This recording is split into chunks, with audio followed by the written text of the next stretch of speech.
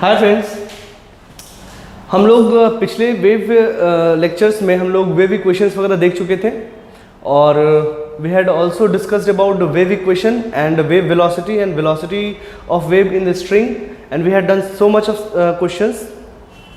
Now in this lecture we will study superposition of wave कि दो wave जब मिलते हैं तो कैसा बिहेव करता है, ये हम लोग पढ़ना शुरू करेंगे. ठीक है, तो देखिए और उसको समझिएगा क्योंकि देखिए ये जो पोर्शन हम पढ़ा रहे हैं ये आपको लाइट में बहुत काम करेगा.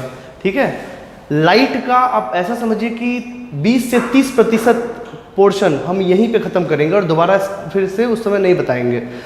मतलब इसी का रेफरेंस लेके फिर हम आगे चलेंगे. इसलिए इस लेक्चर को थोड़ा ध्यान से देखिएगा, ये बहुत इंपॉर्टेंट है आगे के लिए भी और अभी के लिए भी. ठीक है, चलिए वो पढ़ने से पहले कुछ चीज़ें हम लोगों को है जो एक्स्ट्रा देखना पड़ेगा, तो उसको पहले समझते हैं.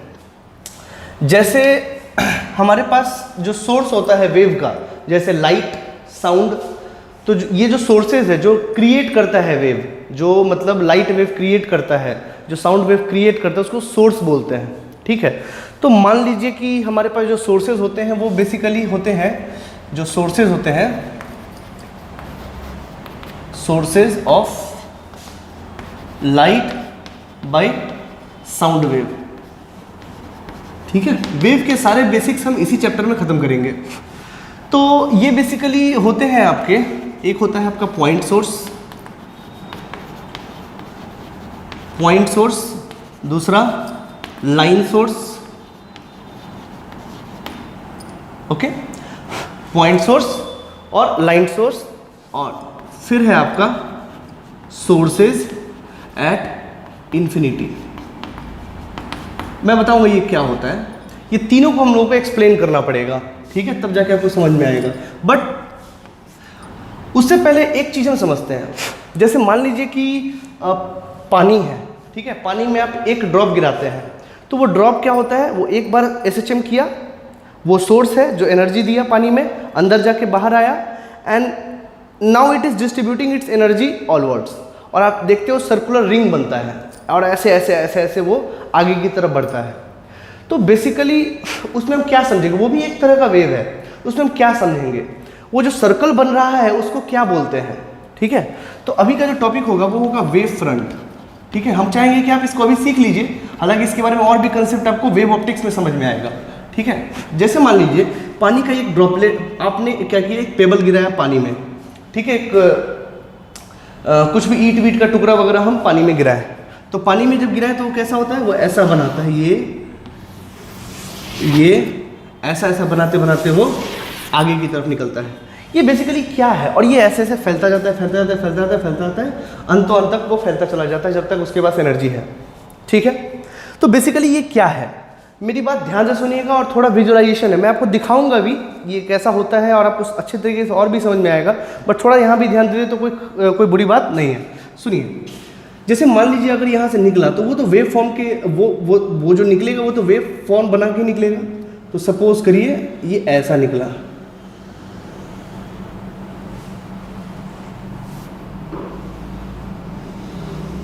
ऐसा करके निकला. ठीक है,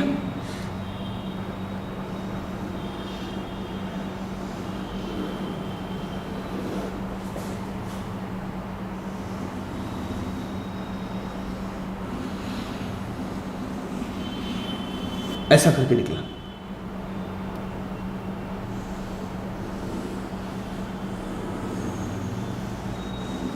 ऐसा करके निकला. ठीक है, देखिए दोस्तों, वेव में आपने देखा होगा कि एक क्रस्ट होता है, इसे क्रस्ट बोलते हैं और इसे ट्रफ बोलते हैं. ठीक है, एक क्रस्ट होता है, दूसरा ट्रफ होता है.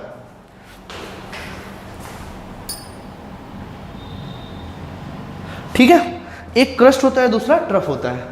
तो बेसिकली आप देखिए ये ऐसे जो गया तो उसमें नंबर ऑफ आप इस तरह के जो वेव है जो मैंने आप बनाया यहाँ पे, इस तरह के कई सारे वेव है, ये और कई सारे जो मैंने नहीं बनाए. Infinite number of this type of wave is available, infinite number of sine wave is available है. मेरी बात समझे? तो कहने का मतलब है यहाँ जो पार्टिकल है और यहाँ जो पार्टिकल है, यहाँ जो पार्टिकल है, यहाँ जो पार्टिकल है, तो हम कह सकते हैं कि ये सारे पार्टिकल एक ही फेज में है। दिमाग लगाइए, ये सारे पार्टिकल एक ही फेज में है। जब क्रस्ट हुआ है, ऐसा समझिए कि हम सारे क्रस्ट पे लाइन बनाए हैं, सारे क्रस्ट पे लाइन बनाए हैं, यहाँ भी सारे क्रस्ट पे लाइन बनाए हैं, यहाँ भी सारे क्रस्ट पे लाइन बनाए हैं। तो मेरा कहने का मतलब ये है कि इस सर्कल पे जितने भी पॉइंट हैं, क्या वो सब के सब क्रस्ट पे ही है? और ये भी बोल सकते हैं कि सब का सब एक ही फेज में है, सब का सब एक ही फेज में है। या ऐसा बोले कि इस सर्कल पे जो भी पॉइंट है वो सब के सब एक ही फेज में है, जितने भी पार्टिकल होंगे सब के सब एक ही फेज में है। मान लीजिए कि ये अगर 0 फेज पे है तो ये 2 पाई फेज पे है, सारे पार्टिकल 2 पाई फेज पे है, सारे पार्टिकल 0 फेज पे है, ये सारे पार्टिकल फिर 3 पाई फेज पे है, सॉरी मीन्स 4 पाई फेज पे है, 2 पाई का एक टोटल फेज होता है। Is this okay? तो कहने का मतलब है कि वैसे पार्टिकल्स का लोकस, मेरी बात ध्यान से सुनिए जो हम बोल रहे हैं, the locus of all the particles in same phase are called wave front. ठीक है, डाइजेस्ट करिए इसको। Locus of all point which are in same phase, same phase का मतलब सब एक ही फेज में है, एक ही समय में ऊपर में है। Which are in same phase, अच्छा ये और ये सेम फेज में नहीं है। इसका फेज मान लो कि 0 रेडियन है तो इसका फेज 2 पाई रेडियन है, फिर अगले वेवलेंथ के बाद वो आएगा। अरे मैंने बताया था ना आपको, देखिए ये ऐसा, ठीक है, तो ये वाला ये अगर ये 0 पे है तो ये तो 2 पाई पे आएगा ना। Is this okay? यानी कि एक वेवलेंथ के बाद आएगा। तो ये सारे पार्टिकल ऊपर में तो है, मतलब क्रस्ट पे तो है, लेकिन ये पार्टिकल और ये पार्टिकल सेम फेज में नहीं है। ये सारे पार्टिकल एक ही फेज में है, सभी का फेज 0 है और सभी ऊपर में है। ठीक है, तो इस पार्टिकल पे जितने भी पार्टिकल आ रहे हैं सबका फेज वही है, सबका फेज वही है। तो लोकस का क्या मतलब है कि सारे पार्टिकल्स जो एक ही फेज में, सबको मिला दीजिए, उसी को लोकस बोलते हैं, and that is called a wave front. ठीक है, उसी तरह ये सारे पार्टिकल एक ही वेव फ्रंट में है, सारे पार्टिकल एक ही फेज में है, तो उसको बोलेंगे एक वेव फ्रंट। ठीक है, ये सारे यहाँ पे जितने पार्टिकल सारे पार्टिकल एक ही फेज में है तो उसको बोलेंगे एक वेव फ्रंट। ठीक है, तो ये these are called what? These are called wave fronts, these are called wave fronts. ठीक है, तो पानी का जो आपने ड्रॉप करा और ड्रॉप करने के बाद जो बना, जो सर्कल बन रहा है, उस सर्कल पे जितने भी वाटर ड्रॉपलेट्स है सभी सेम फेज में है, तो उसके सारे लोकस को हम क्या बोलते हैं? Wave front. क्या बोलेंगे? Wave front. जो ऐसे करके वो जाता है, वो क्या जाता दिखता है हमको? Wave front. हमको क्या दिखता है? Wave front. ठीक है, अच्छा, तो सर ये वेव फ्रंट आपने दिखाया क्रस्ट का, तो क्या ट्रफ का वेव फ्रंट होगा? बिल्कुल होगा। ट्रफ का वेव फ्रंट ये मान लीजिए, ये डॉटेड लाइन से दिखा रहा है,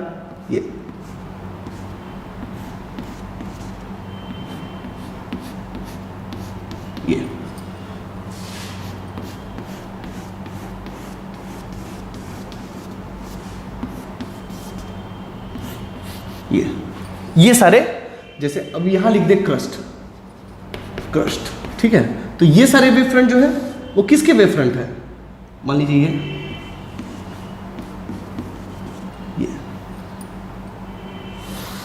ये सब किसके वेव फ्रंट है?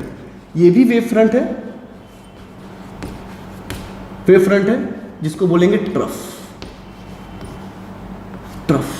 ठीक है, आई बात समझ में? ये जो वेव फ्रंट है किसका वेव फ्रंट है? ट्रफ का वेव फ्रंट है। ठीक है, तो ये ऐसा कंडीशन है। तो वेव फ्रंट्स का नाम भी देते हैं, हालांकि पहले लिख लेते हैं इसके बारे में। जैसे मान लीजिए ये तो हमने बनाया था, ये किसका एग्जांपल था? ये एग्जांपल था payable throne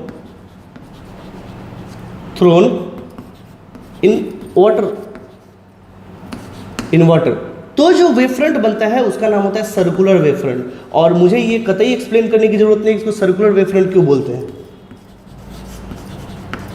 circular wave front, तो ये जो वेव फ्रंट बनता है उसका शेप क्या है? सर्कल। क्या शेप है? सर्कल। आई बात समझ में?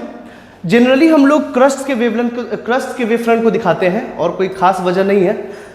ओके, बट हम चाहें तो ट्रफ की वेव फ्रंट भी दिखा सकते हैं, इसमें कहीं से कोई आपत्ति नहीं है। ठीक, अच्छा दोस्तों, ये दो क्रस्ट के बीच में के डिस्टेंस को क्या बोलते हैं? एक वेवलेंथ। क्या बोलते हैं? एक वेवलेंथ। तो कहने का मतलब ये भी क्रस्ट और ये भी क्रस्ट है, तो इन दोनों के डिस्टेंस को क्या बोलेंगे? एक वेवलेंथ। क्या बोलेंगे? एक वेवलेंथ। समझना है, लॉजिक लगाना है। तो आप कुछ कुछ पॉइंट्स लिखते चले नोट में, इसी के नीचे नोट लिख लीजिएगा। Distance between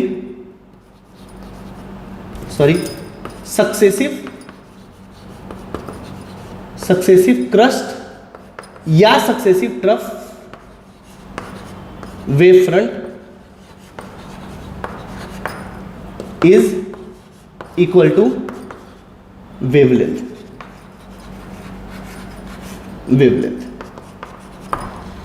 is this okay? अच्छा, दूसरी बात, जो वेव फ्रंट चलता कैसे है, अगर वेव फ्रंट की बात करें तो वेव फ्रंट का मूवमेंट कैसा होता है? तो चारों तरफ, तो इसके जो परपेंडिकुलर होता है ये दिस, ये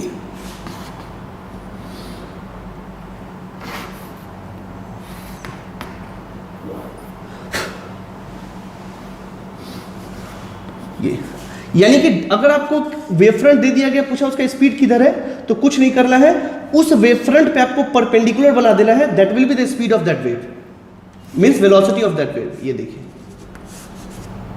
यानी कि एक बात समझ में आया कि वेलोसिटी ऑफ वेव, यानी कि ये सब क्या है, किसका डायरेक्शन है? वेव वेलोसिटीज का। यानी कि wave velocity can be represented perpendicular to any wave front. कोई भी वेव फ्रंट, ये किसी के लिए भी वैलिड है ये, ठीक है। तो आप यहां लिखेंगे, इसी में लिखेंगे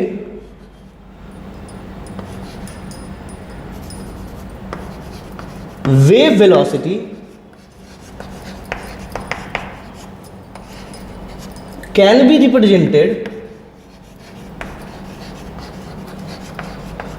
represented direction perpendicular to wave front. Direction perpendicular to wave front. इतनी बातें आपको याद रखनी चाहिए, लिख लीजिए।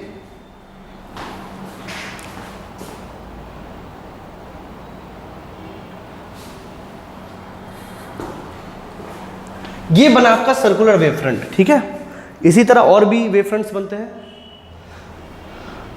तो कभी भी पॉइंट सोर्स का वाटर बॉडीज में या किसी भी फ्लूइड के मीडियम में, ठीक है, यानी कि जो लिक्विड का है, लिक्विड का जो मीडियम बना उसमें अगर हम डालेंगे तो वो एक सर्कुलर वेव फ्रंट ही क्रिएट करेगा। That is this, like this, जो कि आप लोग डेली लाइफ में देखते हो। सो you can pause the video and note it down.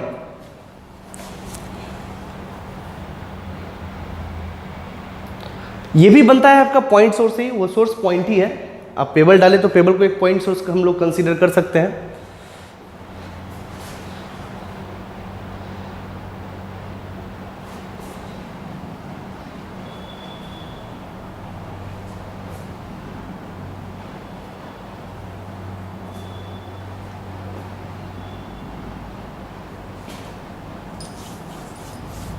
चलिए आगे चलते हैं।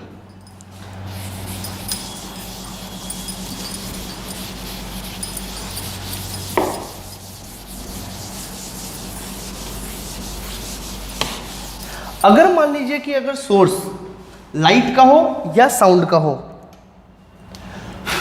पॉइंट सोर्स से एक बनता है कौन सा, सर्कुलर वेव फ्रंट, जब किसी लिक्विड में डालते हैं, ठीक है। अब समझिए, again it is point source, पिछला वाला ही पॉइंट सोर्स से था,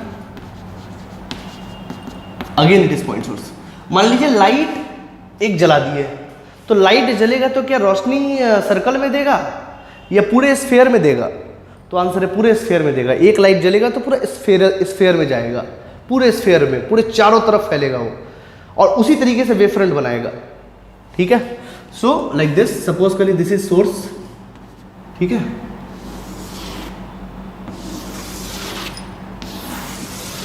ये दिस आर द सोर्स। अब ये जो बना है, ये कौन सा वेव फ्रंट है? ये क्या बनाया है? Sphere. This is called spherical wave front.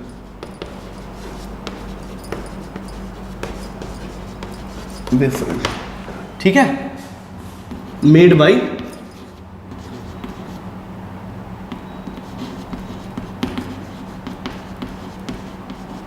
Point sources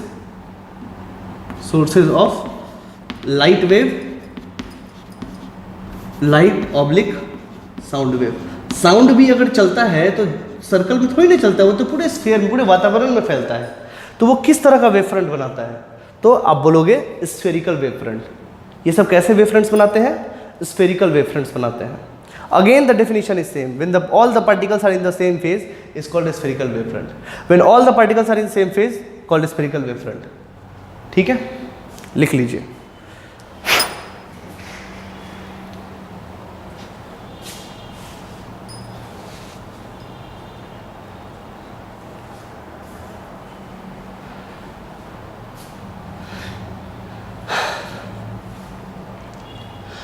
अच्छा, लगे हाथ इसके इंटेंसिटी का भी चर्चा कर ही देते हैं।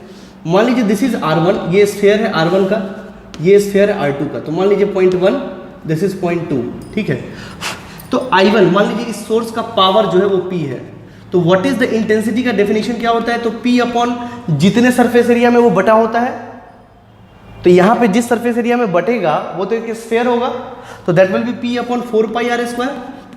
तो अगर I1 की बात करें तो that must be P upon 4πr1²। और अगर I2 की बात करें तो that would be P upon 4πr2²। ठीक है, so this must be I1 upon I2 that is equal to R2² upon R1²। और अगर इस रिलेशन से देखा जाए तो I is inversely proportional to 1 upon R²। तो कहने का ये मतलब है कि जितना दूर जाओगे उतना इंटेंसिटी घटता चलेगा। इसीलिए तो दूर का लाइट आपको ज़्यादा थोड़ी नहीं दिखाई देगा, रोशनी तो कमी आएगी ना उसकी। This is the cause.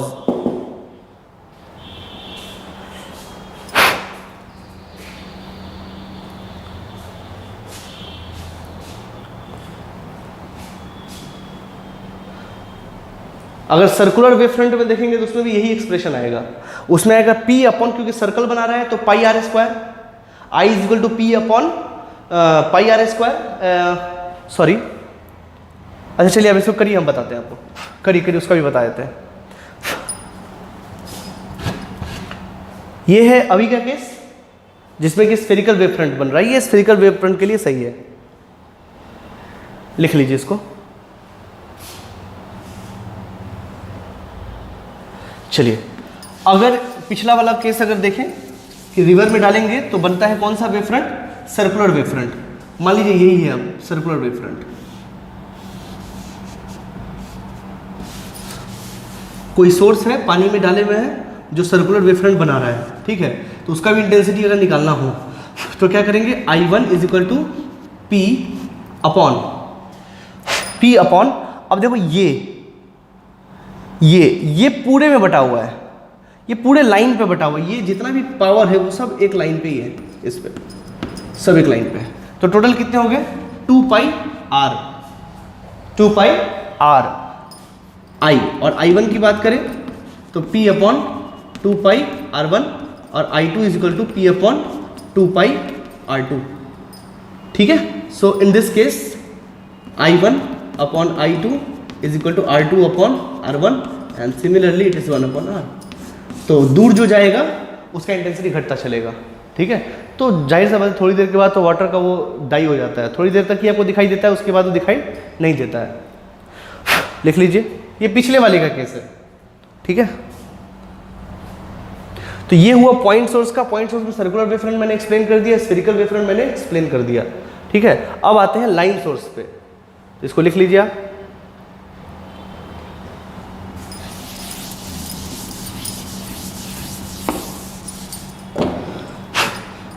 अब आते हैं किसके वेव फ्रंट पे? लाइन सोर्स के।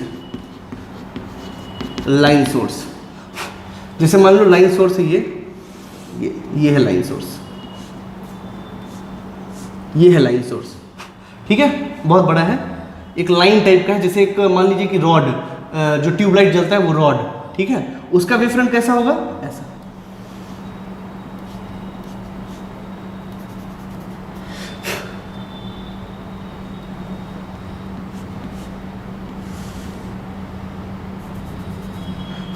ये इस तरह का। ठीक है, और इसी को फिर ये रिपीट करेगा लाइक दिस।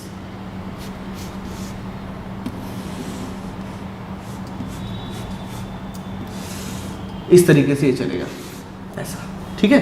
तो इसमें जो वेव फ्रंट मिला ये सब वेव फ्रंट है। तो लाइन सोर्स का वेव फ्रंट कैसा होता है? Cylindrical wave front, cylindrical wave front, ठीक है। और मान लीजिए कि इसका जो है ये R1 है और ये R2 है, this is 0.1, this is 0.2। Again if we have to find the intensity there at both point, suppose this length is L, तो इस लाइन का पूरा एनर्जी अभी कहाँ पे है? इस जगह पे, यानी कि यहाँ पे क्या बन रहा है? सिलेंडर। तो पूरे सिलेंडर में है, पूरे सिलेंडर के पेरिफेरी पे सारे जितने भी पार्टिकल है सबके पास एनर्जी डिस्ट्रीब्यूट हो गया है इसका।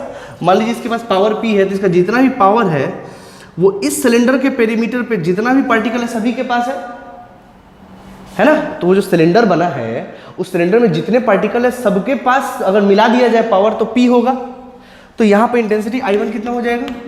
That must be P upon 2 pi R1 into L, और I2 is equal to P upon 2 pi R2 into L. So if we see I1 upon I2 is equal to R2 upon R1. In this case also I is inversely proportional to R. Again you can see in the case of cylindrical wavefront intensity varies inversely to R.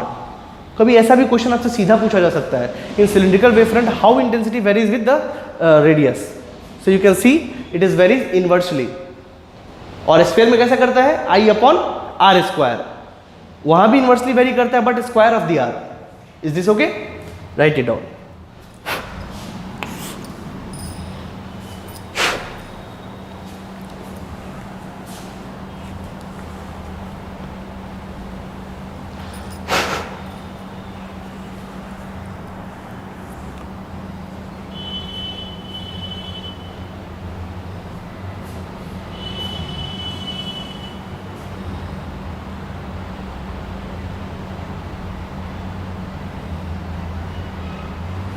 Is this okay?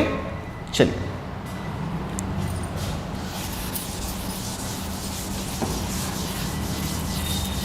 अब आते हैं sources at infinity.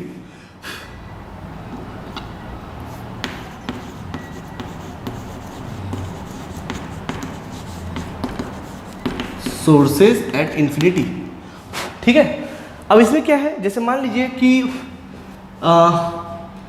एक point source है, ठीक है, मान लीजिए, और उसका बहुत दूर में बात करें, ये यहाँ पे दैट इज R, बहुत दूर है, और ठीक इसके बाद वाला जो कि बहुत करीब है, मान लीजिए कि ये डिस्टेंस है R, ठीक है, and this R is very very less than R, बहुत छोटा है, ठीक है, और मान लीजिए this point is 1 and this point is 2, ठीक है.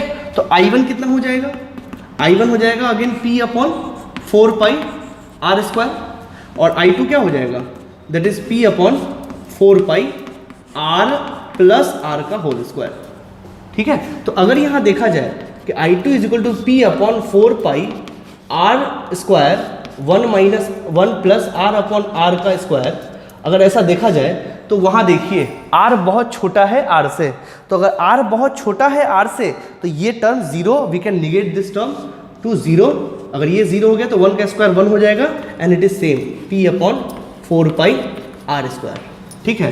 तो मेरा कहने का मतलब ये है कि यहाँ पे इंटेंसिटी अगर I1 है, यानी कि इसके बहुत दूर, तो यहाँ पे इंटेंसिटी अगर I1 है तो यहाँ पे अगर होगा भी तो I1 प्लस डेल्टा, मतलब बहुत छोटा उसमें बढ़ोतरी होगा या घटेगा, मतलब इस केस में तो घटेगा. अगर बात किया जाए तो I2 जो है इससे ज़्यादा छोटा नहीं होगा, बहुत कम. तो approximately we can say that I2 is equal to I1. तो ऐसे केसेस में जो आपका जो इंटेंसिटी आता है दैट इज इक्वल इंटेंसिटी. ऐसे केसेस में अगर इंटेंसिटी आता है तो that are called equal intensities, ठीक है. तो कहने का मतलब ये है कि जब कभी भी आपको इन्फिनाइट सोर्स दिया जाता है, जैसे सूर्य से रोशनी आ रहा है पृथ्वी पे, तो पृथ्वी पे जो इंटेंसिटी हर जगह हम क्या समझते हैं? कांस्टेंट है. यहाँ पे भी कांस्टेंट है, यहाँ पे भी कांस्टेंट है. ऐसा थोड़ी ना कि यहाँ जाएंगे तो ठंडा लगेगा और यहाँ जाएंगे तो गर्मी लगेगा, या इधर जाएंगे तो ज़्यादा गर्मी लगेगा, इधर जाएंगे तो कम गर्मी लगेगा। ऐसा थोड़ी ना होता है, हर जगह हम कांस्टेंट मानते हैं। क्यों? क्योंकि सूरज से अर्थ बहुत दूर है, सूर्य से अर्थ बहुत दूर है, 1 एस्ट्रोनॉमिकल यूनिट, ठीक है। तो कहने का मतलब वहाँ से जब ये बहुत दूर है तो इसके पास की इंटेंसिटी लगभग बराबर ही होंगे, and we can take it equal. This type of source are called constant intensity source. क्यों? क्योंकि उनकी इंटेंसिटीज कांस्टेंट है। आई बात समझ में? तो ऐसे केसेस में जो आपका ये लगभग पैरेलल होते हैं सारे रे, और इसके जो वेव फ्रंट बनते हैं, तो इसका वेव फ्रंट कैसे निकालेंगे? तो यहां पे सब पैरेलल नजर आ रहे हैं जाते हुए, तो इसके परपेंडिकुलर होता है वेव फ्रंट। इसका वेव फ्रंट कैसा बनेगा?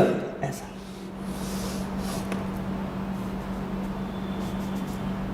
इस तरह, like this, perpendicular. So these are called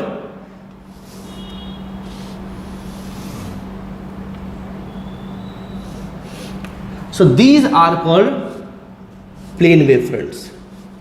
इस वेव फ्रंट का नाम है प्लेन वेव फ्रंट। तो जहां कभी भी इस तरह का केस आ जाए कांस्टेंट इंटेंसिटी का, तो समझ लीजिए कि उसके वेव फ्रंट कैसे है? प्लेन है। कैसे है? प्लेन, एक प्लेन जहां से ये निकल रहा है ऐसा। Is this okay?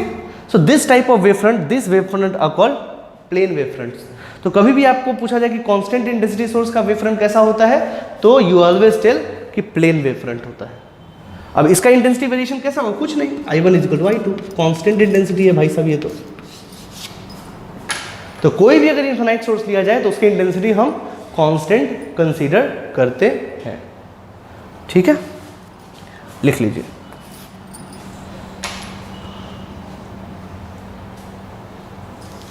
Now friends, I will show a video जिसमें कि आपको ये सारे कुछ दिखाई देंगे अच्छे से। आपको सर्कुलर वेव फ्रंट बनता दिखाई देगा, आपको स्फेरिकल वेव फ्रंट बनता दिखाई देगा, ठीक है। आपको प्लेन वेव फ्रंट्स भी दिखाई देंगे, ठीक है।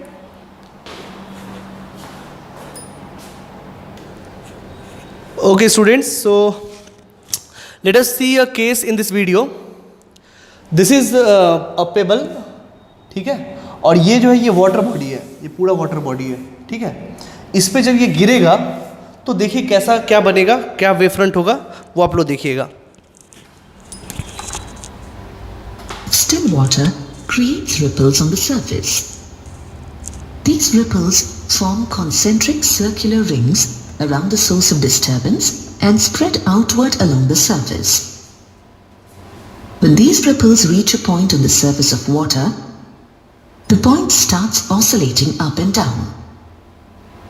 Different points, which are at the same distance from the source of the disturbance, oscillate in phase. That means all these points reach the crest or trough at the same time. The locus of all such points having the same phase of oscillation is called a wave front. In case of water waves on the surface of water, we observe circular wave fronts. Each circular wave front is a locus of all points having the same phase of oscillation. Propagation of the waves can be understood by studying the propagation of wave fronts. An outward normal drawn at any point on the wave front represents the direction of the wave at that point. In terms of energy, we say that the energy of the wave propagates in a direction perpendicular to the wave front. The speed at which a wave front travels is the speed of the wave. Are two-dimensional, and hence the wave fronts are circular in shape. But the waves from a source of sound or a source of light in a homogeneous medium spread in all directions and are three-dimensional in nature. Now consider a point source of light placed in a homogeneous and isotropic medium, emitting light waves in different directions. If the medium is homogeneous, The speed of light waves is the same throughout the medium, and if it is isotropic, it is the same in all directions.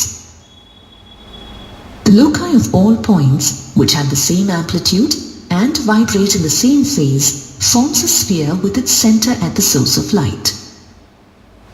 Hence, a spherical wave front is generated when a point light source is placed in a homogeneous medium. At a large distance from the source, these spherical wave fronts have large radii of curvatures. A small portion of a spherical wave front at a very large distance from the source can be treated as a plane wavefront. In physical optics, we visualize light as waves and wavefronts. In ray optics, we visualize light as rays. A line drawn perpendicular to the wavefront in the direction of its propagation is treated as the ray of light in ray optics. Note that a wavefront is a surface of constant phase. If a particular wavefront is a locus of points with maximum amplitude, it continues to be like that as it propagates through the medium. Christian Huygens. So friends, you had seen different types of wave front. कैसा wave front बना आपने देखा वहाँ पे, circular दिखाया गया आपको, spherical दिखाया गया और प्लेन वेव फ्रंट दिखाया गया। सिलेंड्रिकल वेव फ्रंट भी वैसे ही बनता है, बट ये समझ गए तो वो भी आप विजुअलाइज कर सकते हैं। ठीक है, तो थोड़ी थोड़ी बात हम भी देख ले कि if you see this is the creation. ठीक है, हमने क्या करा, ऐसे में एक फोटो खींच लिए। क्या कर लिए? एक फोटो खींच लिए, और एक फोटो खींच के जब पिक्चर देखे तो पिक्चर हमको ऐसा दिखाई दिया, ये जो पिक्चर अभी दिखाई दे रहा है। ठीक है, और इसमें हमने देखा कि ये सारे पार्टिकल ऊपर उठे हुए हैं, ये सारे पार्टिकल ऊपर उठे हुए हैं। इट मीन्स ये एक वेव फ्रंट है और एक ही फेज में है। यहाँ पे ये सारे पार्टिकल उठे हुए हैं, तो ये एक वेव फ्रंट है, सारे पार्टिकल एक ही फेज में है, सारे ऊपर है। ठीक है, तो वैसे definition it is very clear what we had written earlier, the particles, locus of particles which are in same phase are called wave fronts. ठीक है ना, इसी चीज को यहाँ एक्सप्लेन करा गया है। ठीक है, this is source of disturbance. Okay, अब उस पार्टिकल को देखिए, वो पार्टिकल ये बार बार ये ऑसिलेट कर रहा है। देखिए ये जैसे जैसे वेव जा रही है, पार्टिकल ऑसिलेट कर रहा है। ठीक है, तो यहां पे जितने भी पार्टिकल होंगे इस लाइन पे, सभी के सभी वैसे ही बिहेव करेंगे जैसा कि ये पार्टिकल बिहेव कर रहा है। तो वो सारे पार्टिकल के लोकस को हम क्या बोलेंगे? Wave front. ये देखिए, एक बार क्रस्ट बन रहा है, एक बार ट्रफ बन रहा है। ये देखिए, this is called wave front. अब ये सर्कुलर बन रहा है तो सर्कुलर वेव फ्रंट। ये is this okay? This is called circular wave front.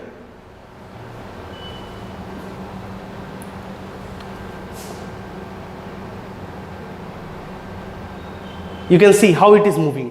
You can see how it is moving. It is moving in this direction, means perpendicular to it, means perpendicular to it. इसका motion कैसा है? इसके perpendicular. और वही motion किसका motion है? Wave का motion है। ठीक है, तो वेव का मोशन अगर ऐसा है तो वेव का वेलोसिटी हमको इसके परपेंडिकुलर दिखाना चाहिए, जो कि आपको वहां दिखाया जाएगा। देखिए, देख रहे हैं? So you can see these are the velocity vectors. किसका वेलोसिटी वेक्टर? वेव का। किसी भी पॉइंट पे, सपोज कर लिए किसी पॉइंट पे, अगर हम इस पॉइंट की बात करें तो यहां पे वेलोसिटी कैसा है इसका? इसके परपेंडिकुलर। किसी भी पॉइंट पे अगर हमको वेव का वेलोसिटी निकालना हो, वेव फ्रंट दिया हो, तो उसके परपेंडिकुलर आप डाल दीजिए। ठीक है,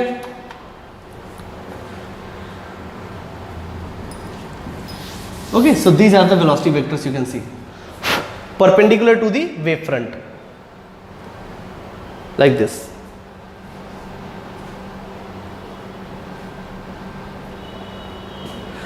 सो ये तो हो गया आपको एक पॉइंट सोर्स का। जब सर्कुलर वेव फ्रंट बनता है, ये 2D वेव बन रहा है। कैसा? एक प्लेन में है, 2D वेव। ठीक है ना, यहां देखिए 3D वेव। जब आपका सोर्स लाइट हो या फिर साउंड हो तो आपका ऐसा वेव फ्रंट स्फेरिकल बनता चला जा रहा है। देखिए ये स्फेरिकल वेव फ्रंट, ये सब कैसा है, स्फीयर है। तो काट के दिखा रहा है आपको, इसलिए आपको ऐसा दिख रहा है, बट वो स्फेरिकल बनता जा रहा है चारों तरफ। जैसे ये सूर्य है, ये सूर्य है, sun is the source of light, we can consider it as a point source. तो ये देखिए कैसा वेव गुजर रहा है ये, ठीक है, you can C a wave, ये ट्रेवल कर रहा है चारों डायरेक्शन में, पूरा चारों तरफ। तो इससे रिलेटेड जो वेव फ्रंट बनेगा वो कैसा बनेगा, स्फेरिकल वेव फ्रंट बनेगा।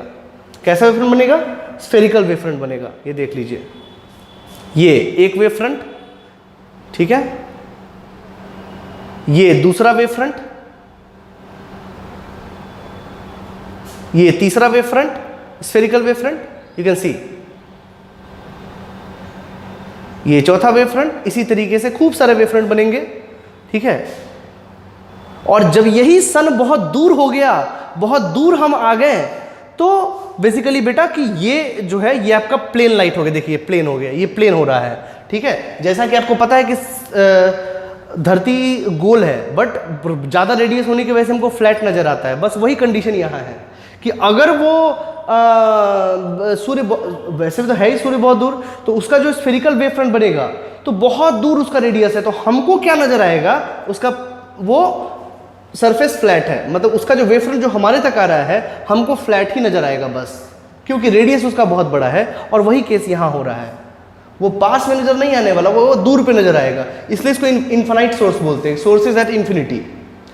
तो सोर्सेज एट इन्फिनिटी का वेव फ्रंट कैसा होता है, प्लेन वेव फ्रंट। ये देखिए, ये लाइट ऐसे मूव कर रहा है, ये देखिए लाइट ऐसे मूव कर रहा है। पहले स्फेरिकल था, अब हम ये आ गए, क्यों, क्योंकि सोर्स मेरा बहुत दूर चला गया। यू कैन सी हियर, यही है, ओके।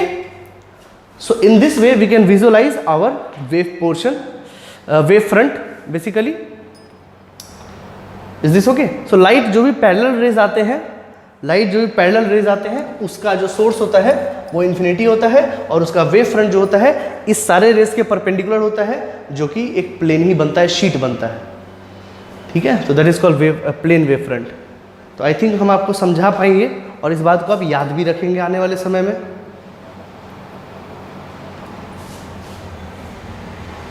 अब दोस्तों एक बात देखते हैं, जैसे समझिए ऐसा कि मान लीजिए कि एक स्ट्रिंग है, ठीक, एक क्या है, स्ट्रिंग है, ठीक है।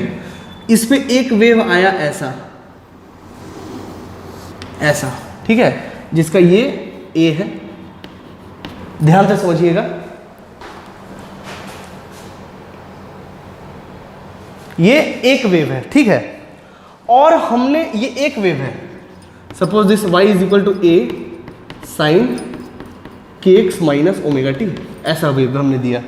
तो यहाँ का पार्टिकल कितना उठा, ए तक, कितना उठा, ए तक। हमने इसी स्ट्रिंग को दूसरा दे दिया, देखो मुझे दूसरा दिखाना पड़ रहा है, बट हम यहाँ पे दूसरा दे रहे हैं, ठीक है, ऐसा।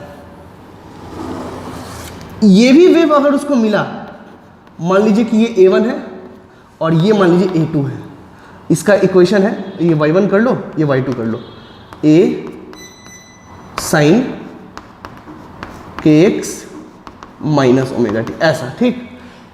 कहने का मतलब सुनो, ये एक वेव है, ये दूसरा, ये दोनों वेव एक ही स्ट्रिंग को मिला है। मतलब अगर हम ये पॉइंट, ये दोनों सेम पॉइंट है, इस पॉइंट को ये वाला वेव कितना उठाया, A1, और ये वाला कितना उठाया, A2, तो इस स्ट्रिंग का नेट डिस्प्लेसमेंट कितना होगा, अगर इन दोनों को जोड़ दिया जाए, इसका नेट डिस्प्लेसमेंट कितना होगा, ऐसा। दिस इज, ये कितना हो गया, A1 plus A2, A1 plus A2, ठीक है। कंसीडर अगर ये इक्वल है, मान लीजिए कि ये इक्वल है, संयोगवश क्या हो गया, ये इक्वल हो गया। अगर ये इक्वल हो गया तो कितना हो गया, A plus A that is 2A, क्या हुआ ये, 2A। बात है समझ में, ये ऐसा ही वेव है, दोनों का वेव नंबर सेम है, दोनों का फ्रीक्वेंसी सेम है, ये K और ओमेगा दोनों का सेम है, ऐसा वेव मैंने दिया, समझिए बात को। अच्छा, ठीक उसी स्ट्रिंग को एक बार वो ऐसे चल रहा था, तो इसको एक वो वाला जो वेव है वो ऐसा उठाया, ठीक, that is y is equal to a sine के एक्स माइनस ओमेगा टी, ठीक है। और मान लीजिए कि हमने एक और वेव दिया जो ऐसे था, ऐसा, ठीक है। और ये इसको ये this is y2 is equal to a sine kx minus omega T plus 5। कुछ फेज डिफरेंस पे है इसलिए अलग अलग हो गया। अब मेरा कहने का मतलब है कि इन दोनों को जोड़ेंगे तो क्या होगा, तो ये वेव इस पार्टिकल को कितना उठा रहा है a, और ये वेव इस पार्टिकल को कितना नीचे लेके जा रहा है a। तो अगर हम इसका इक्वेट करें और हम देखें कि हमको क्या मिला, तो ये हमको एक स्ट्रेट लाइन मिलेगा। मतलब कि जितना उठा है दूसरा वेव उसको उतना गिरा देगा नीचे। मतलब ये ऊपर उठाना चाह रहा है ए और ये नीचे करना चाह रहा है। रिजल्टेंट मिलके क्या हुआ इस पॉइंट का 0। क्या मिला 0। उसी तरह ये पार्टिकल ये नीचे जाना चाह रहा है, ये इसको ऊपर उठाना चाह रहा है उतनी ही वैल्यू से। Net displacement is again 0। आई बात समझ में। सो यहां पे इसका नेट डिस्प्लेसमेंट क्या हो गया 0। यहां पे क्या हो गया 2a, वहां क्या हो गया 0। यानी कि इस केस को क्या बोलेंगे, इस केस को बोलेंगे मैक्सिमम। यहां क्या बनता है मैक्सिमम। इस टर्म का नाम ही है मैक्सिमम और इस टर्म का नाम क्या है मिनिमम। मान लो अगर हम लाइट की बात करें, दो लाइट की बात करें जो जला, तो जल के हमको ज्यादा लाइट मिला तो उसको क्या बोलेंगे मैक्सिमम। जैसे इस केस की बात करें तो आपको बहुत ज्यादा ब्राइटर लाइट मिला तो वो हुआ मैक्सिमम। और यहां पे क्या लाइट मिलेगा, कुछ नहीं, डार्क। अगर हम लाइट के रेफरेंस में बात करें तो यहां आपको दिखेगा डार्क और यहां आपको दिखेगा ब्राइट। ध्यान रखिएगा ये बहुत इंपॉर्टेंट टर्म्स है, ब्राइट और डार्क। तो एक वेव में आपको जब दो वेव मिल रहे हैं तो कहीं कहीं पे ब्राइट मिल रहा है और कहीं कहीं पे डार्क मिल रहा है। You can see it. हाँ, अगर मान लो अलग अलग भी होता तो यहाँ a1 प्लस a2 होता और यहाँ a1 माइनस a2 होता। a1 माइनस a2 होता तो यहाँ बनता मैक्सिमम, वहां बनता मिनिमम। तब भी इसको क्या बोलेंगे ब्राइट और उसको क्या बोलेंगे डार्क। डार्क इसके रेफरेंस में कि ये ब्राइट है तो इसके कंपेरिजन में वो बहुत डार्क होगा। आपने देखा था ना, आपने इंटेंसिटी पढ़ा था 2 पाई स्क्वायर एफ स्क्वायर ए स्क्वायर और रो और वी, ये पढ़ा था आपने। तो यहां पे देखिए ये सब कांस्टेंट है, मटेरियल भी वही है, स्ट्रिंग भी वही है और फ्रीक्वेंसी भी मैंने जो वेव का दिया है वो सेम है। तो ऐसे कंडीशन में आई किस पे डिपेंड कर रहा है, ए स्क्वायर पे। इंटेंसिटी मतलब क्या, जो हमारा आंख ऑब्जर्व करता है। अगर आपको कोई लाइट ज्यादा दिख रहा है मतलब उसका इंटेंसिटी बहुत ज्यादा है जो आपको दिख रहा है।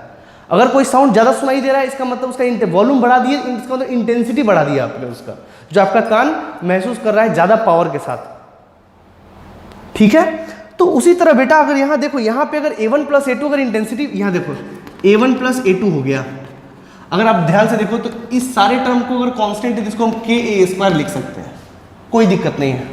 तो अगर यहां पे देखा जाए इस केस में आपको कितना मिला, तो a1 प्लस a2 का स्क्वायर, ये आपका नेट इंटेंसिटी मिला यहां पे। अगर यहां पे दोनों बराबर है तो 2a का स्क्वायर मतलब 4a स्क्वायर इस केस के लिए। ठीक है, इस केस के लिए आपको क्या मिला आई नेट। तो इस केस के लिए 0 हुआ और जनरल केस अगर a1 a2 अलग होता तो वो होता a1 a2 का होल स्क्वायर टाइम्स k।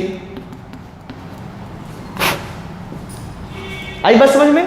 तो एक बार ब्राइट मिलेगा और एक बार डार्क मिलेगा, यानी कि दो वेव जब भी मिलते हैं तो आपको फ्रिंजेस मिलते हैं, उसको फ्रिंज का नाम देते हैं। कंफ्यूज मत हो, नोमेनक्लेचर है, कोई खास बात नहीं है। अगर दो वेव मिले हैं तो आपको ब्राइट फ्रिंज और डार्क फ्रिंज, यानी कि ब्राइट पॉइंट दिखेगा और डार्क पॉइंट भी दिखेगा साथ साथ। Bright dark bright dark bright dark ऐसे दिखेंगे। अब ये पढ़ें क्यों, तो पढ़ना इसलिए जरूरी है बेटा कि अगर दो, मान लीजिए कि एनर्जी सोर्स आ रहा है, अगर दो एनर्जी आके मिल रहे हैं तो हम ये कैसे पता करेंगे कि वो वेव है या नहीं। समझिएगा, अगर दो एनर्जी सोर्स मिलके वो एनर्जी सोर्स वेव है कि नहीं है वो कैसे पता करेंगे, तो ऐसे पता करेंगे बेटा कि अगर दो वेव मिला के अगर ब्राइट डार्क बना रहा है तो हम समझेंगे कि वो वेव है, क्योंकि ये वेव का ही प्रॉपर्टी है। अगर ऐसा नहीं कर रहा है इसका मतलब वो वेव नहीं है। पहली बात। जैसे ये ऐसा साउंड में भी होता है, लाइट में भी होता है और साउंड में भी होता है, ये दोनों चीज़ होता है। और मैं आपको बताऊं, लाइट में हाइजन जो थे, जिनका लाइट में बहुत बड़ा योगदान है, उन्होंने, क्योंकि लाइट पहले पार्टिकल हुआ करता था, न्यूटन साहब ने इसे पार्टिकल के रूप में एक्सप्लेन करा था, क्योंकि न्यूटन पार्टिकल मैकेनिक्स के बहुत बड़े देवता थे। बट हाइजन ने उनको गलत साबित कर दिया। क्या दिखा के गलत साबित कर दिया दोनों को? वो दिखाना चाहते थे कि लाइट को मिलाने पे bright dark bright dark bright dark बनता है, बट ये बात किसी ने माना नहीं। तो ये बात प्रूव करके बताया उनको उनके स्टूडेंट थॉमस यंग जो थे, उन्होंने ऐसा एपरेटस बनाया जो अपने गुरु के कहे हुए बात को उन्होंने प्रूव कर दिया, और उन्होंने ऐसा पट्टी दिखा दिया जिसमें ब्राइट और dark bright dark bright dark बन रहा था। तब जाके लोग माना कि हाँ लाइट वेव है। क्यों? क्योंकि लाइट डार्क बनाना, ब्राइट फ्रिंज डार्क फ्रिंज बनाना एक वेव का ही क्राइटेरिया है, एक वेव का ही कैरेक्टरिस्टिक है, वो पार्टिकल नहीं कर सकता। तब जाके समझ में आया लोगों को कि वेव जो है वो लाइट जो है उसके पास कैसा नेचर है? वेव नेचर है। आई बात समझ में? तो आज के बाद से ये बात आप समझ लें कि कोई भी एनर्जी आ रहा है, अगर वो ब्राइट डार्क बना रहा है, इसका मतलब वो वेव है। साउंड में कैसा पता करेंगे कि दो साउंड वेव मिल रहे हैं, कहीं पे ज्यादा आवाज आ रहा है, कहीं पे कम आवाज आ रहा है, कहीं पे ज्यादा आवाज आ रहा है, कहीं पे कम आवाज आ रहा है, हाँ वो वेव है। Is this okay? लिखना हो लिख ले। तो इसीलिए बेटा अब ये देखो, ये दोनों कितना खास बात है, दो वेव को मिलाना कितना खास बात है। हमको ये पता चल रहा है कि जो एनर्जी आ रहा है वो वेव के थ्रू आ रहा है कि पार्टिकल के थ्रू आ रहा है। यानी कि एनर्जी पासिंग का दो नेचर, वेव नेचर और पार्टिकल नेचर, ये ऐसा चीज है जो दोनों को डिस्ट्रीब्यूट कर सकता है, अलग अलग कर सकता है, बता सकता है कि ये वेव है कि पार्टिकल है। तो कितना खास बात है। तो दो वेवों का मिलना बहुत खास बात है, इसलिए हम इसको अलग टॉपिक में पढ़ते हैं जिसका नाम होता है सुपरपोजिशन ऑफ वेव। तो अब जो हम पढ़ेंगे वो सुपरपोजिशन ऑफ वेव पढ़ेंगे। इसको पहले लिख लीजिए।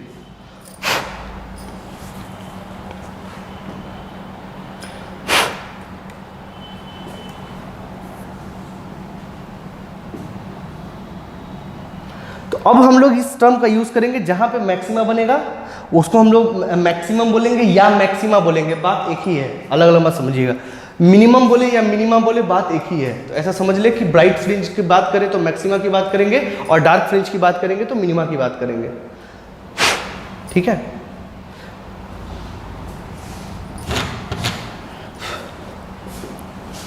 चलिए, यंग्स डबल स्लिट एक्सपेरिमेंट आपने सुना होगा, उसमें इसका बहुत यूज है।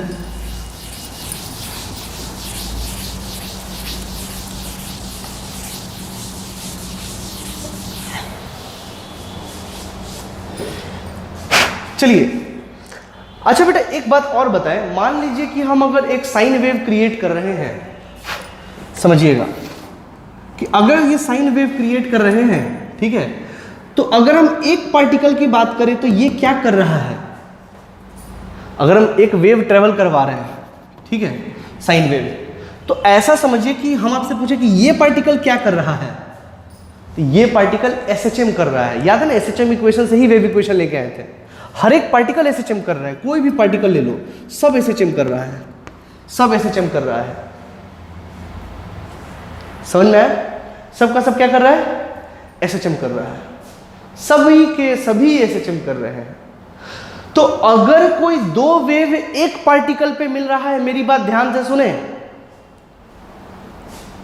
अगर कोई दो वेव, मान लो एक सोर्स 1 है, एक सोर्स 2 है, अगर ये दो वेव यहां पे मिल रहे हैं, तो यहां पे क्या हो रहा था पहले से? एसएचएम। तो पहला वेव क्या दिया? एसएचएम। आपने देखा भी फिगर में, वो लाल बॉल ऊपर नीचे कर रहा है, it means that is doing SHM. तो इस बॉल को ये वाला वेव क्या दिया? एसएचएम। और ये वाला क्या दिया? ये भी तो एसएचएम दिया। तो दो एसएचएम वहां पे मिले उसको, तो दो एसएचएम को जोड़ना होगा। तो दो एसएचएम का जोड़ना कौन सा बड़ी बात है? हम तो सीख चुके हैं ये बात, मैंने आपको एसएचएम में सिखाया है और बोला भी था कि वो वहां बहुत जरूरत पड़ेगा, इसी के लिए जरूरत पड़ेगा कि दो एसएचएम को कैसे जोड़ा जाए। आई बात समझ में? चलिए, अच्छा, एक चीज और भी दिखा दे आपको, विजुलाइज कर दे, फिर उसके बाद टॉपिक पे चलते हैं। जैसे अभी आपने देखा कुछ देर पहले कि दो क्रस्ट मिल रहे थे तो उनका एम्पलीट्यूड जुड़ रहा था, ये भी क्रस्ट था और ये भी क्रस्ट था, लेकिन यहाँ पे एक क्रस्ट और एक ट्रफ मिलके क्या हो जा रहा था, जीरो हो जा रहा था, या उसका एम्पलीट्यूड घट जा रहा था, A1 माइनस A2 हो जा रहा था। तो क्रस्ट मिलके क्या मिलेंगे, मैक्सिमा, और क्रस्ट ट्रफ मिलके क्या मिलेगा, मिनिमा। उसी तरीके से याद करिए, ये सेम फेज में ये दोनों मिलके मैक्सिमा दिया, ये दोनों मिलके भी तो मैक्सिमा दिया। तो क्रस्ट मिला तो क्या मिला, मैक्सिमा, ट्रफ मिला तो क्या मिला, मैक्सिमा, फिर क्रस्ट मिला तो क्या मिला, मैक्सिमा, क्रस्ट ट्रफ मिला तो क्या मिला। अगर ऐसा रहता, ये देखिए, क्रस्ट ट्रफ मिला तो क्या मिला, मिनिमा, ट्रफ क्रस्ट मिला तो क्या मिला, मिनिमा।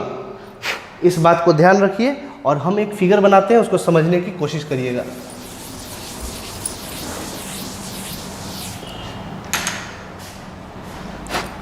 मान लीजिए कि ये दो सोर्स है,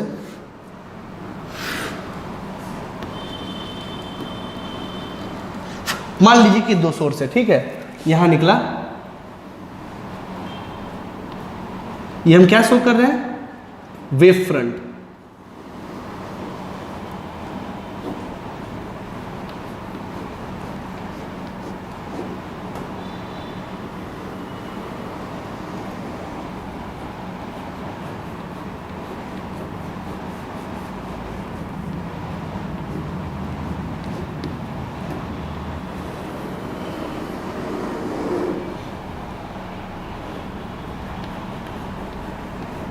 ये सब क्या है, वेव फ्रंट। सॉलिड लाइन से क्या मैंने दिखाया, क्रस्ट का वेव फ्रंट, और डॉटेड लाइन से मैंने क्या दिखाया, इसका, ये सोर्स 1 से निकला और फिर सोर्स 2 से भी निकलेगा, ये सोर्स 2।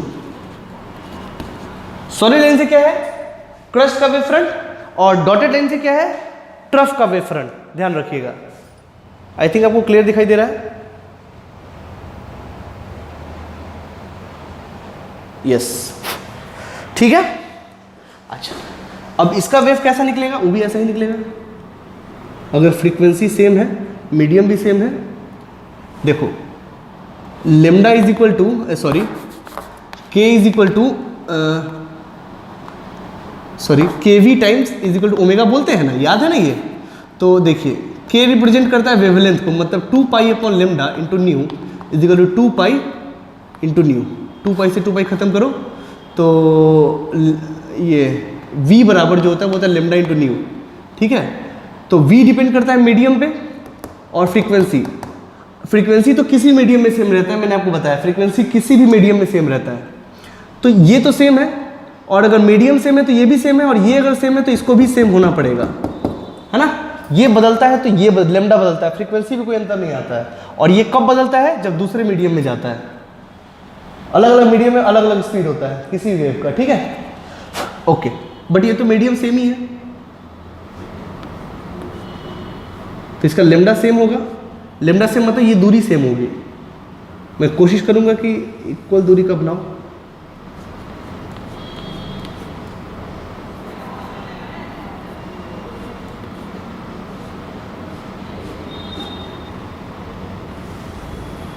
अरे यार,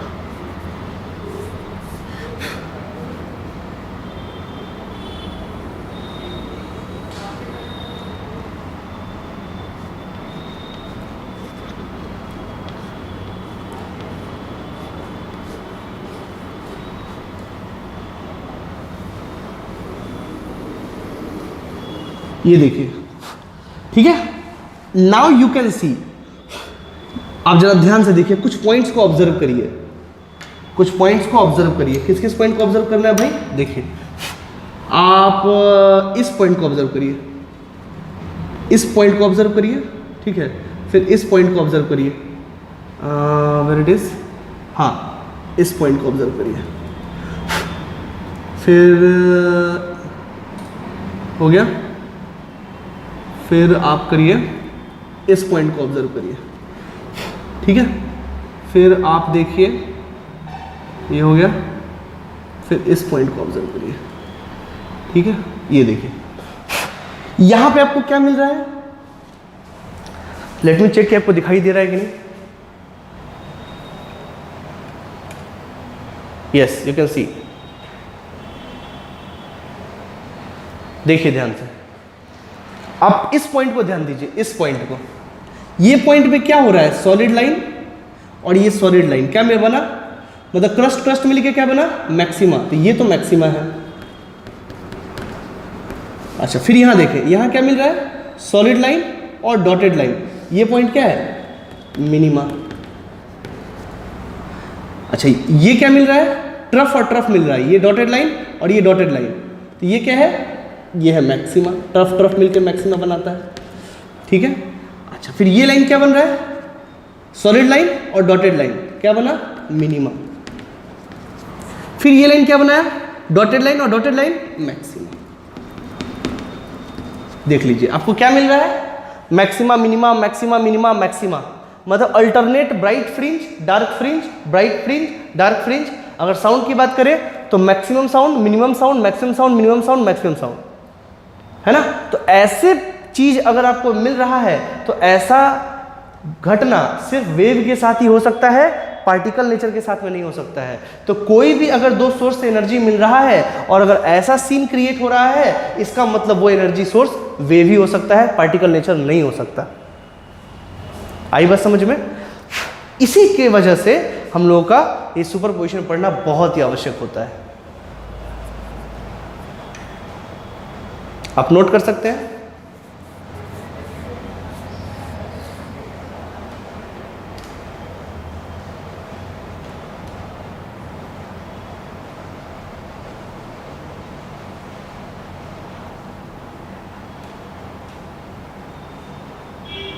ओके. सो अब आपको समझ में आ गया होगा कि सुपरपोजिशन क्यों आवश्यक है. काफी सारी बातें हो गई. अच्छा दोस्तों, अगर आपको नहीं पता हो तो शायद लिख भी लीजिए. आप कहीं ना कहीं नोट में लिख लीजिए नीचे में, उसके बाद ही हम स्टार्ट करेंगे, क्योंकि सारी नॉलेज यहाँ पे क्लियर होना चाहिए. आपको पता है कि K इंटू वी बराबर ओमेगा होता है. ठीक है. अच्छा, V बराबर आपने क्या पढ़ा है इस केस में? Root under T upon mu. Mu मतलब क्या है? मास पर यूनिट लेंथ. तो ये तो हर धागे का अलग अलग होगा.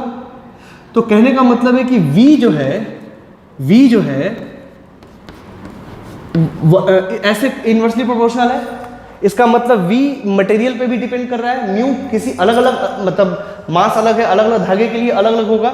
मतलब मटेरियल डिपेंडेंट है, मतलब धागे पे डिपेंडेंट है, कितना भारी है कितना हल्का है. कहने का मतलब है वो मीडियम पे डिपेंड कर, मैं ये कहना चाहता हूं कि वो मीडियम पे डिपेंड कर रहा है. जब स्ट्रिंग में वेव चल रहा है तो वेव का ट्रेवलिंग का मोड क्या है? मीडियम क्या है उसका मीडियम रस्सी है. तो रस्सी से हमको लेना देना है, रस्सी के मास से हमको लेना देना है, वो उस पर डिपेंड करता है. You can see here. ठीक है ना. तो यानी कि अगर ये वेलोसिटी की बात करें तो वो हमेशा मीडियम पे डिपेंड करता है. You can see here. Sound में ही पढ़ाएंगे तो उसमें मीडियम पे डिपेंड करता है, मैं दिखाऊंगा आपको. ठीक है. और लाइट में भी. ठीक है. सो अब यहां पे देखिए, अगर ये 2 पाई अपॉन लेमडा है और ये न्यू है, सॉरी ये v है और ये हो गया 2 पाई न्यू, तो 2 पाई से 2 पाई कट गया तो आपको समझ में आएगा कि दिस v बराबर लेमडा इंटू न्यू. ठीक है. अच्छा, फ्रीक्वेंसी किसी भी मीडियम में कांस्टेंट होता है. फ्रीक्वेंसी किसी भी मीडियम में कांस्टेंट होता है. जो नंबर ऑफ वेव बनेंगे वो कांस्टेंट ही बनेंगे. ठीक है. वो वेव का क्राइटेरिया है कि जो सोर्स का फ्रीक्वेंसी होगा वही उसी रफ्तार से ना भागेगा. ऐसे तो नहीं कि यहाँ 4 वेव बनाया, 2 वेव गया, 2 वेव बोला बाद में आएंगे, ऐसा थोड़ी ना हो सकता है. दोनों वेव आपके, मतलब अगर 4 वेव बनाया तो चारों वेव पहुंचेगा सेम समय पे. ठीक है. तो v is equal to lambda into nu. ठीक है. तो अच्छा, फ्रीक्वेंसी यहाँ पे लिख लीजिएगा कि frequency in any medium remains constant.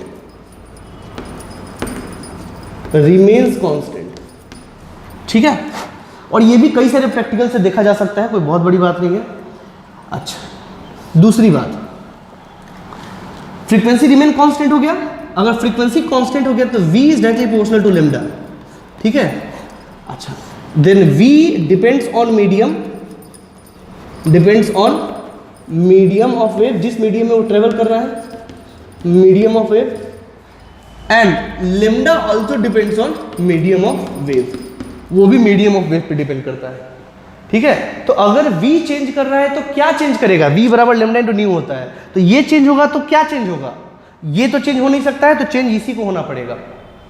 तो एक मीडियम से दूसरे मीडियम में, जैसे मान लो कि एक बात करें जैसे लाइट अगर इस मीडियम में आया तो इसका कुछ ना कुछ फ्रीक्वेंसी है v1, मान लो ये मीडियम 1 है, न्यू 1, v1 वेलोसिटी और लेमडा 1, तो अगर वो रिफ्रैक्ट होकर निकलेगा, ठीक है, तो इसमें क्या बराबर होगा, तो आंसर है न्यू, ये फ्रीक्वेंसी न्यू 1 है तो यहाँ भी न्यू 1 ही होगा, हाँ वेलोसिटी चेंज हो जाएगा, दूसरा मीडियम है, और लेमडा भी चेंज हो जाएगा। ये याद रखने में कोई बहुत बड़ी बात नहीं है, आप इसको याद रख सकते हैं।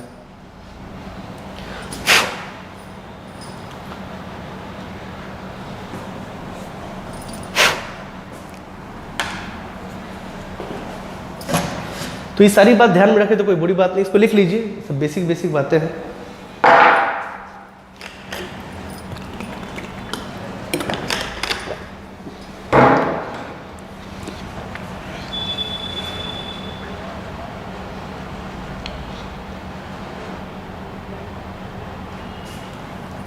Okay, I'm rubbing it.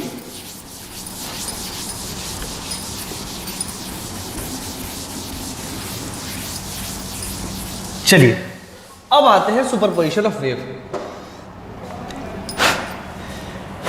ऐसा समझिए कि मान लीजिए कि ये S1 है और ये S2 है, सोर्स 1 और सोर्स 2, यहां से एक वेव निकला और यहाँ गया, और यहाँ से एक वेव निकला, वो इस पॉइंट को मिला, तो इस पॉइंट को कितने वेव मिले, 2। मेरी बात अब ध्यान से सुनिएगा, मान लीजिए कि ये चला x और ये भी चला x, ठीक है, तो इसका जो वेव इक्वेशन है वो है y1 = a1 sin kx minus omega T plus 5, ठीक, 5 1 कर लीजिए, हाँ, और इसका जो वेव इक्वेशन है that is y2 = a2 sin kx, यहाँ भी x है, यहाँ भी x है, kx minus omega T plus 5 ठीक है। अब जो बात बताएं वो एकदम ध्यान से सुनिएगा। आपको याद है ये जोड़ना, आई थिंक आपको आता है जोड़ना। ये यहाँ पे क्या मिलेगा इसको, यहाँ पे कॉम्बिनेशन ऑफ 2 SHM है, दो, ये भी SHM दे रहा है, ये भी SHM दे रहा है, तो यहाँ पे क्या हो रहा है, कॉम्बिनेशन ऑफ 2 SHM, मतलब कि y नेट जो है वो कुछ नहीं है, वो y1 प्लस y2 है वहां पे, ठीक है, मतलब कि y नेट = a1 साइन के x minus omega T plus 5 और प्लस a2 साइन के x minus omega T plus 5, ठीक है। तो आपको पता है कैसे जोड़ते हैं 2 SHM को, a1 इधर लगाते हैं, a2 लगाते हैं, और इसमें जो डिफरेंस है जिसको फेज डिफरेंस बोलते हैं that is called delta, and this one is called a net. आपको याद है, मैंने पढ़ा है, ये नहीं हो तो आप SHM का वीडियो खोल लीजिए, उसमें आई थिंक सेकंड या थर्ड लास्ट वीडियो में ये एक्सप्लेन्ड है, आप फिर से देख सकते हैं, मुझे कोई दिक्कत नहीं, ठीक है। तो यहाँ पे क्या होता था, यहाँ पे a नेट जो होता था वो होता था √a1² plus a2² plus 2a1 a2 cos delta. I think आपको ये याद होगा, ये वाला। पहली बात तो ये, दूसरी बात ये डेल्टा क्या है, तो डेल्टा है फेज चेंज, मतलब ये एक फेज है और ये दूसरा फेज है, तो डेल्टा क्या हो जाएगा, kx minus omega T plus 5 minus K x minus omega T plus 5 ये, ठीक है। तो इसमें डेल्टा क्या हो गया, K x minus omega T plus 5 minus K X plus omega T minus 5, ये से ये चला गया और ये से ये चला गया, ठीक है। तो डेल्टा क्या हो गया, 5 माइनस 5। अब पहले इसको लिख लीजिए, फिर इसके बारे में बातें करते हैं।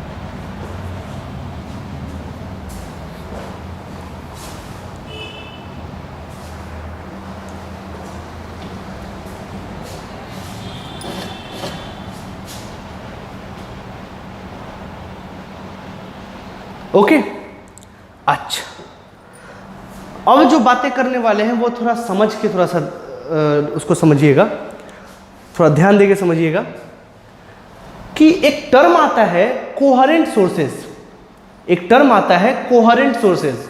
What are coherent sources? Coherent sources क्या है?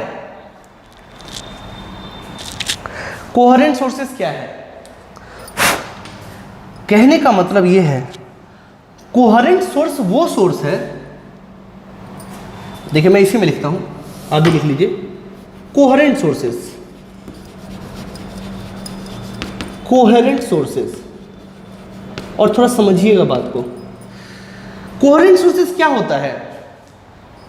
तो जब फेज डिफरेंस एक ही पॉइंट पे with respect to time constant हो, ऐसे सोर्सेस को हम कोहेरेंट सोर्सेस बोलते हैं।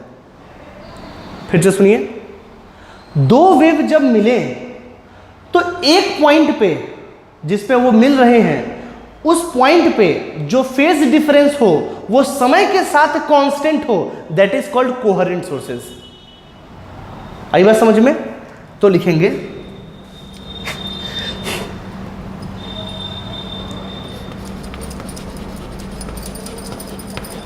when wave from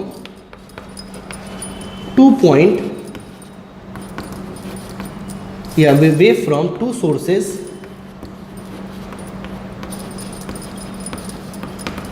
combine at a point और इंटरफेयर एट अ पॉइंट, या जुड़ जाए वहां पे, combine at a point, then combine at a point, and if at that point, if at that point phase difference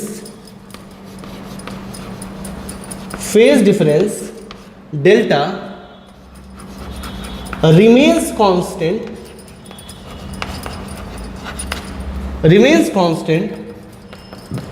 with respect to time, remains constant with respect to time,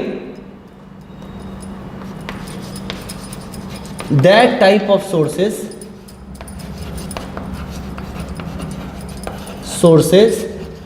are called coherent sources.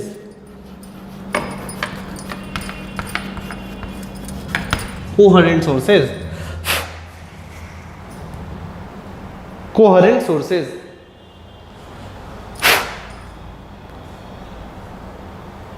Time की, मेरी बात फिर से ध्यान सुने, time के respect में अगर वो कांस्टेंट है, then that source is called coherent sources.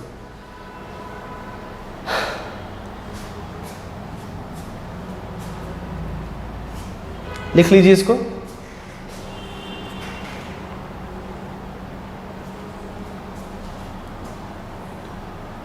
You can pause the video and write it down.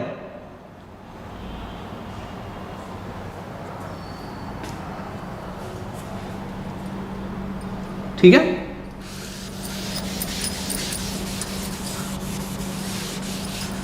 ऐसा कब पॉसिबल है कि डेल्टा विल बी कांस्टेंट, किसके रिस्पेक्ट में? Constant with respect to time, delta will be constant with respect to time only when omega 1 is, पहले तो ये omega 1 is equal to omega 2 and phi 1 and phi 2 are constant। देखिए, अगर ये constant है तभी ना इसका डिफरेंस कांस्टेंट आएगा, अगर ये वैरी करेगा समय के साथ तो ये कांस्टेंट कैसे आएगा? तो सबसे पहला ज़रूरत का विषय ये है कि ये जो है ये कांस्टेंट होना चाहिए, दोनों कांस्टेंट होना चाहिए, जाकि इसका डिफरेंस भी कांस्टेंट आए। पहली बात तो ये।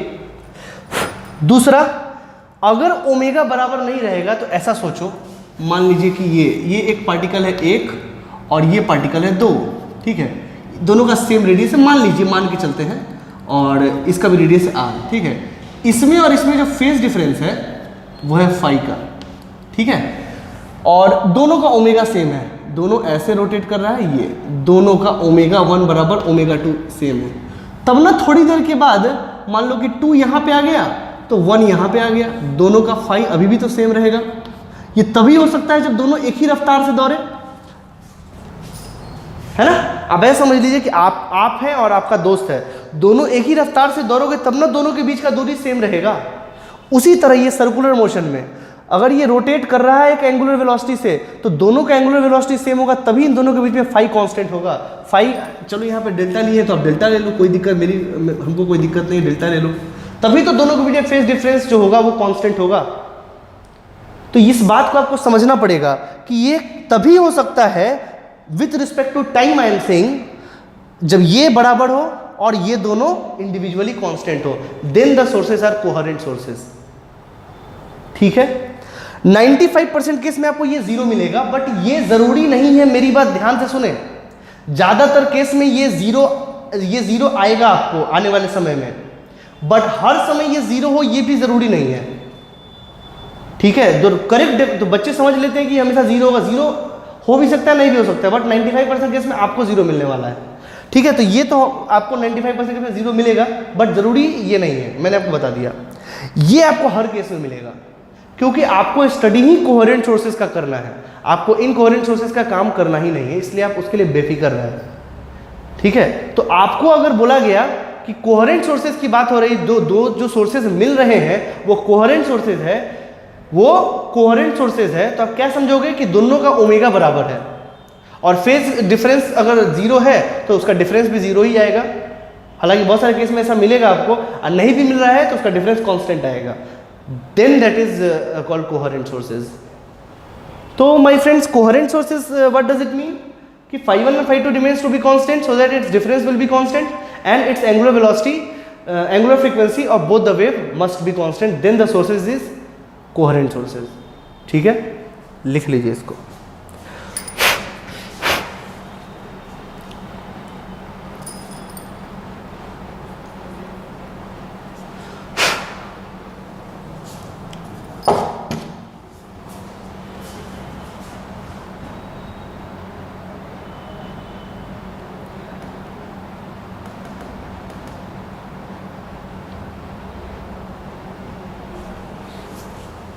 Delta will be constant with respect to what, time, ध्यान से, विथ रिस्पेक्ट टू टाइम। याद रखें, यहाँ दो पैरामीटर है, एक है एक्स, एक है टाइम। वहाँ विथ रिस्पेक्ट टू टाइम है, एक्स के रिस्पेक्ट में नहीं है, ये बात आपको याद रखना होगा। वहाँ मैंने एक्स सेम लिया इस केस के लिए, उसलिए वो कट गया है। मैं बताता हूँ क्या हम समझाना चाह रहे हैं, हम आपको बताते हैं। मान लीजिए कि जरूरी थोड़ी ना कि सेम ही एक्स पे मिलेगा,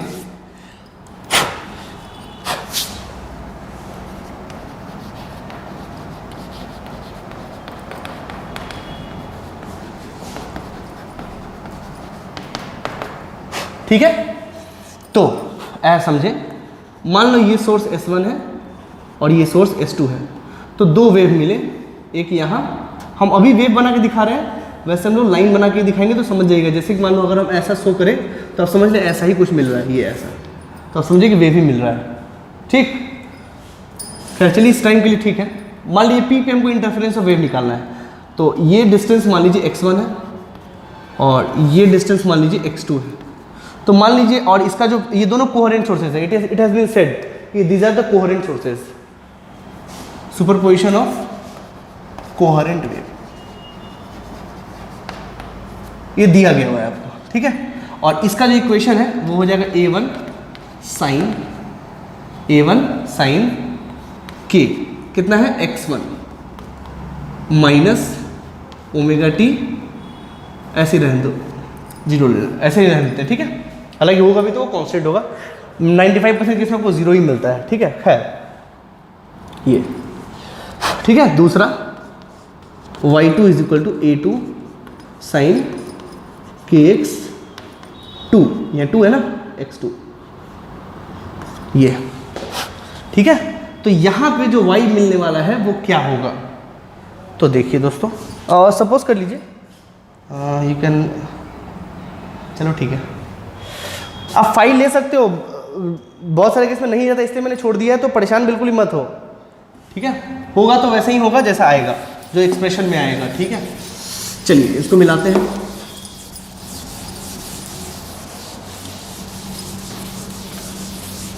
ये तो समझाना था मुझे कि कोहेरेंट सोर्सेज क्या होता है। एक्चुअल मीटिंग तो आपको ये है, एक्चुअली पढ़ना आपको ये है, ठीक है। लाइट वेव में सिर्फ यही आएगा, सिर्फ ये लाइट वेव में, साउंड वेव में सिर्फ यही आएगा, खूब आएगा। तो उसका डिस्कशन हम लोग करेंगे अच्छे से, यहीं पे करेंगे। इसके नेक्स्ट वाले क्लास में ही हम इसके ऊपर कई सारे एग्जांपल्स लेंगे जो आपको इंपॉर्टेंट होंगे वेव ऑप्टिक्स में और साउंड वेव में। तो दोनों जगह वो इंपॉर्टेंट होगा, तो ध्यान से देखें। आई थिंक इस टॉपिक में मैंने सारे बेसिक्स क्लियर किए हैं आपके, ठीक है। इसलिए इस वीडियो को थोड़ा ध्यान से अच्छे से देखिएगा। चलिए समझते हैं। तो हमको पता है कि वाई नेट जोड़ना है SHM को, y1 प्लस y2, ठीक है। तो वाई नेट क्या हो जाएगा? तो वाई नेट कुछ नहीं है, वाई नेट है आपका A1 sine kx1 minus omega T और plus A2 sine kx2 minus omega T, ठीक है। दोनों का ओमेगा बराबर है क्योंकि कोहेरेंट सोर्सेज है। और φ2 माइनस φ1 भी होता, बट यहाँ पे 0 है तो 0 माइनस 0 तो 0 ही होता है। चलिए हमको जोड़ना है, तो जोड़ेंगे ऐसे A1 A2 और मान लीजिए इन दोनों के बीच में फेज डिफरेंस कितना है? Delta. Is this okay? Okay, so यहां पे ये क्या मिलेगा? A net. तो कहने का मतलब डेल्टा कितना है? तो डेल्टा है आपका kx2 minus omega T minus kx1 minus omega t. So delta is equal to what? kx2 minus x1। अब बाकी तो कट जाएगा, ठीक है। सो दिस इज अच्छा सर, यहां पे तो ये x पे डिपेंड कर रहा है, ये x बदलेगा तो डेल्टा कांस्टेंट कैसे हो? आपने तो बोला डेल्टा कांस्टेंट होगा, तो ये डेल्टा के यहां कांस्टेंट दिख तो नहीं रहा है। x बदलेंगे तो डेल्टा भी बदलेगा, बिल्कुल बदलेगा। तो उसको कोहेरेंट से क्या लेना देना है? आई हैड टोल्ड कि delta will be constant with respect to time, not with respect to x, है ना। तो डेल्टा यहां कांस्टेंट है विथ रिस्पेक्ट टू टाइम क्योंकि ओमेगा बराबर है। हाँ, विथ रिस्पेक्ट टू x बदल सकता है, लेकिन कोहेरेंट का डेफिनेशन है कि विथ रिस्पेक्ट टू टाइम नहीं बदलना चाहिए। इसके इसमें बदल सकता है। आई बात समझ में? तो इसको ध्यान रखिएगा। सो दिस इज द डेल्टा, ठीक है। तो इसको हम लोग ऐसे लिखते हैं, बेसिकली इसको हम लोग ऐसे लिखते हैं। कई बार बुकों में आप देखिएगा कि डेल्टा को, है ना, डेल्टा फाई के रूप में लिखिएगा, तो आप बिल्कुल भी घबराए ना, एक्सप्रेशन है, ठीक है।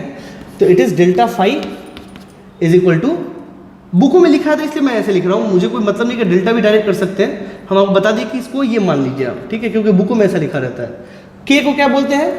2 पाई बाई लेमडा, और इसको बोलते हैं डेल्टा एक्स।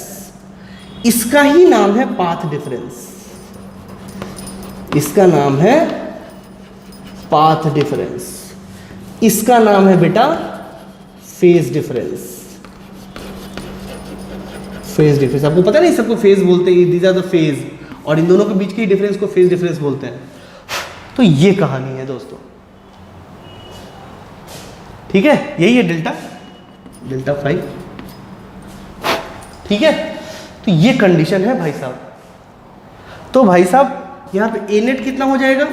तो वेक्टोरियल से हम सम करते हैं, स्क्वायर बराबर A1 square plus A2 square plus 2A1 A2 into cos delta phi, ठीक है।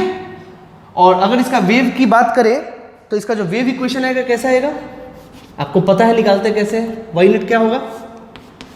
Y net would be a net sine k, अच्छा ये इससे कितना ज्यादा है? इतना ज्यादा है, तब ना इसमें से इसको घटा के निकाले डेल्टा फाई। तो ये किसके बराबर है? तो ये है आपको kx1 minus omega T plus delta phi के बराबर है, यही है ना। आप वहां रख के देख लो, ये आ जाएगा। डेल्टा फाई का वैल्यू जो है आप रखो, देखना ये आ जाएगा।